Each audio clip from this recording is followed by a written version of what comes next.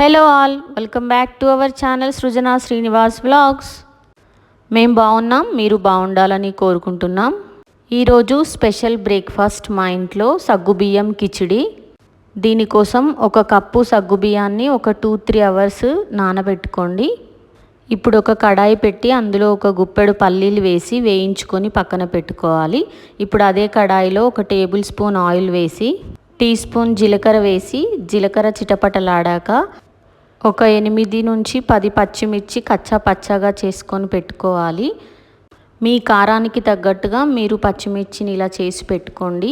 దీనిలోకి ఇలా వేస్తేనే టేస్ట్ చాలా బాగుంటుంది. ఈ పచ్చిమిర్చి కూడా ఫ్రై అయిన తర్వాత ఇందులో కొంచెం కరివేపాకు వేసుకోవాలి. కరివేపాకు ఫ్రై అయిన తర్వాత మనం నానబెట్టి పెట్టుకున్న సగ్గుబియ్యాన్ని వేసి మంచిగా కలిపి కుక్ చేసుకోవాలి. నేను ఈ రెసిపీని మా పక్కింటి ఆంటీ దగ్గర నేర్చుకున్నాను. వాళ్ళు నార్త్ ఇండియన్స్. ఇది వాళ్ళు ఉపవాసం ఉన్న రోజు తింటారు ఈ రెసిపీని.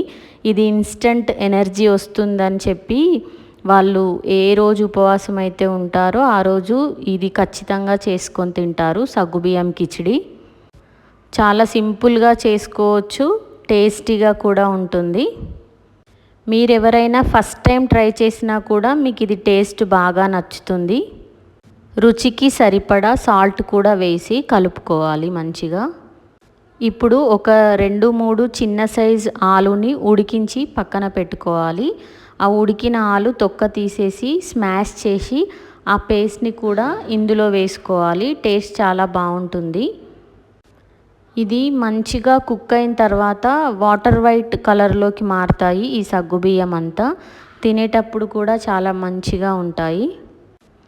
లో ఫ్లేమ్లోనే కుక్ చేయాలి, లేదంటే అడుగు మాడిపోతుంది. పిల్లలు పెద్దలు అందరూ ఎంతో ఇష్టంగా తింటారు. మా పిల్లలైతే ఈ రెసిపీకి స్పెషల్ పేరు పెట్టుకున్నారు. మమ్మీ జెల్లీ ఉప్మా చేయవా అని అడుగుతారు నన్ను. మంచిగా కుక్ అయిన తర్వాత ఇది కొంచెం వాళ్ళకి జెల్లీలా కనిపిస్తుంటుందేమో, అందుకే జెల్లీ ఉప్మా అంటారు మా పిల్లలు. వీడియోలో చూపించిన విధంగా కుక్ అయినప్పుడు ఇందులో గుప్పెడు పల్లీలు పొట్టు తీసినవి వేసుకోవాలి. ఈ పల్లీల వల్ల కూడా తింటుంటే చాలా టేస్టీగా అనిపిస్తుంది ఈ సగ్గుబియ్యం కిచిడి అనేది. ఫైనల్గా కొత్తిమీర వేసుకొని ఒక 2-3 మినిట్స్ ఉడికించుకుంటే టేస్టీ సగ్గుబియ్యం కిచిడి అయితే రెడీ అయిపోతుంది. మేము దీన్ని కొత్త ఆవకాయతో సర్వ్ చేసుకున్నాము.